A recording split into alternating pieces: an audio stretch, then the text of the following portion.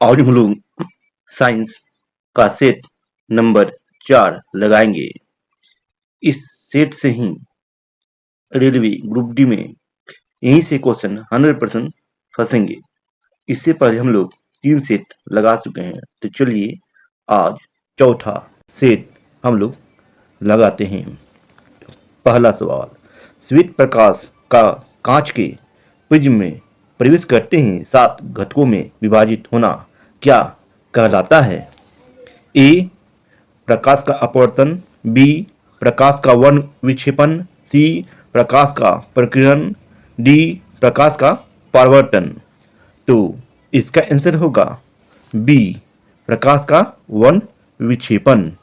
Next सवाल देखते हैं।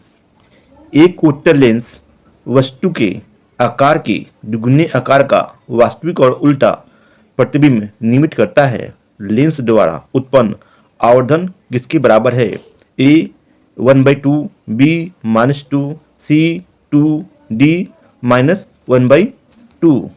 तो इसका आंसर होगा बी -2। चलिए नेक्स्ट देखते हैं। किस पौधे में की पत्तियों में मेथनोइक अम्ल होता है? ए इमली, बी संतरे, सी टमाटर, डी बिच्छू। तो इसका आंसर होगा डी बिच्छू बूटी। बिच्छू बूटी की पौधे की पत्तियों में मेथनोइक अम्ल होता है। 4 नंबर, समानांतर क्रम संयोजन में संयोजित कई प्रतिरोधों के लिए इनमें से कौन से कथन सत्य हैं? 1 नंबर, सभी प्रतिरोध दो दिए गए बिंदुओं के बीच संयोजित हैं। 2 नंबर, परिपथ का तुल्य प्रतिरोध व्यष्टि प्रतिरोध से अधिक होता है। 3 नंबर, प्रत्येक प्रतिरोध के टर्मिनलों के बीच विभवांतर समान होता है। ए नंबर ए और 2 दोनों होगा, बी ए और 3 दोनों होगा, सी केवल ए और डी केवल 3। तो इसका आंसर होगा बी ए और 3 दोनों होंगे। नेक्स्ट, ए लेंस द्वारा उत्पन्न आवर्धन 1/2 है। लेंस द्वारा बने प्रतिबिंब की प्रकृति और तुलनात्मक आकार क्या होगा? ए वास्तविक उल्टा और छोटा, बी वास्तविक उल्टा और बड़ा, सी आभासी सीधा और बड़ा, डी आभासी सीधा और छोटा। इसका आंसर होगा डी आभासी सीधा और छोटा। नेक्स्ट देखते हैं। मनुष्य में समान प्रकुंचन और अनुशीतलन दाब क्रमश क्या होता है? ए 140 mmHg और 19 mmHg, बी 100 mmHg और 60 mmHg, सी 150 mmHg और 75 mmHg, डी 120 mmHg और 80 mmHg। तो इसका आंसर होगा डी 180 mmHg और 80 mmHg। नेक्स्ट सवाल, निम्न में से किस जीव की छोटी आंत अपेक्षाकृत लंबी होती है? ए बाघ, बी गाय, सी मनुष्य, डी शेर। तो इसका आंसर होगा बी गाय। नेक्स्ट सवाल देखते हैं। नीचे दिए गए कथनों पर विचार कीजिए और सही उत्तर का चयन कीजिए। कथन 1, अष्टक नियम केवल कैल्शियम तक ही लागू होता था। कथन 2, कैल्शियम के बाद प्रत्येक 8वीं तत्व में पहले के समान गुण मौजूद नहीं थे। ए केवल कथन 1 सही है, बी दोनों कथन सही है, कथन 2 कथन 1 की सही व्याख्या करता है, सी केवल कथन 2 सही है और डी दोनों कथन सही है, कथन 1 कथन 2 की सही व्याख्या करता है। तो इसका आंसर होगा बी दोनों कथन सही है, कथन 2 कथन 1 की सही व्याख्या करता है। नेक्स्ट देखते हैं। नीचे दिए गए कथनों पर विचार कीजिए और सही उत्तर का चयन कीजिए। कथन 1, कार्बन में कार्बन की अन्य परमाणु के साथ बंध बनाने की अद्वितीय क्षमता होती है, जिसके परिणाम स्वरूप बड़े अणु बनते हैं। कथन 2, इस गुण की संकलन कहा जाता है?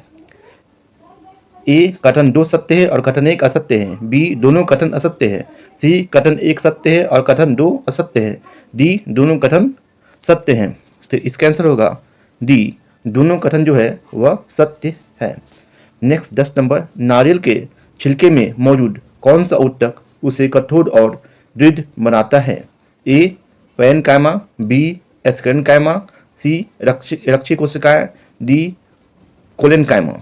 तो इसका आंसर होगा बी एस्केरेन्काइमा।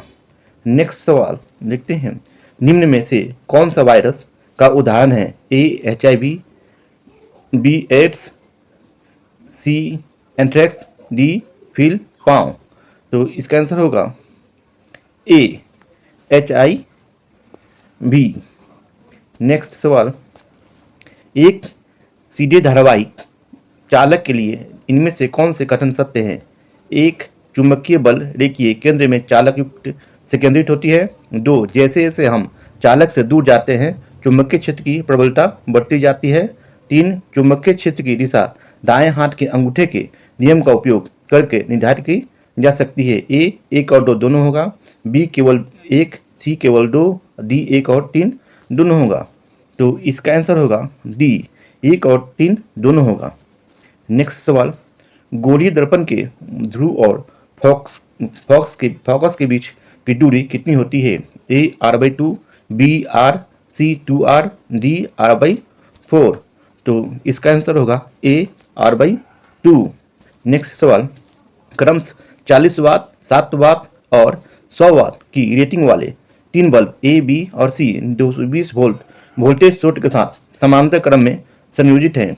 अधिकतम दीप्ति के साथ चमकने वाला बल्ब कौन सा है? ए बल्ब सी, बी सभी बल्ब समान दीप्ति में चमकेंगे, सी बल्ब ए और डी बल्ब बी।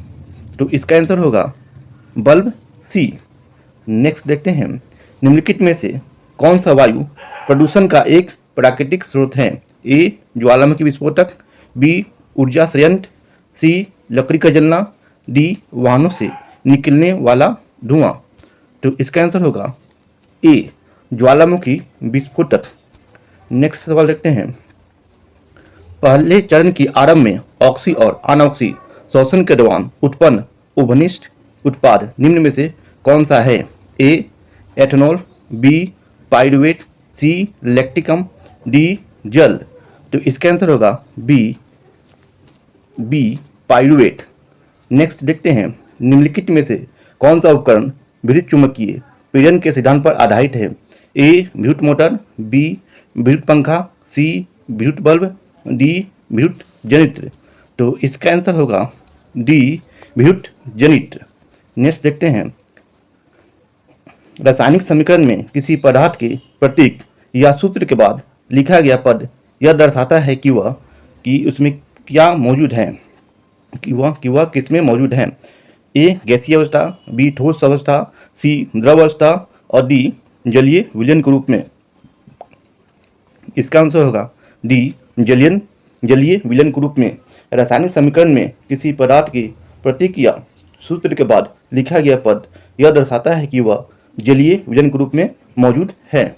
नेक्स्ट देखते हैं, जिन तत्वों के ब्राह्यतम कोश में 2 इलेक्ट्रॉन होते हैं वे समांतर क्या होते हैं? ए उप अधातु, बी उपधातु, सी उत्कृष्ट गैस, डी धातु। तो इसका आंसर होगा डी धातु।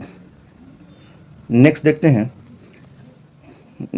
श्वेत प्रकाश का वह घटक जिसका अपवर्तनांक अधिकतम होता है वह कौन सा रंग होता है? ए लाल, बी पीला, सी बैगनी, डी हरा। तो इसका आंसर होगा सी बैगनी। श्वेत प्रकाश का वह घटक इसका अपवर्तनांक अधिक होता है वह बैगनी रंग का होता है। तो ये था आज का अंतिम प्रश्न। और वीडियो अच्छा लगे तो वीडियो को लाइक और शेयर कीजिएगा और चैनल को सब्सक्राइब कर लीजिएगा और बेल आइकन को दबा दीजिएगा जिससे कि आपको आने वाला नोटिफिकेशन प्राप्त हो जाए। तो चलिए मिलते हैं नेक्स्ट वीडियो में।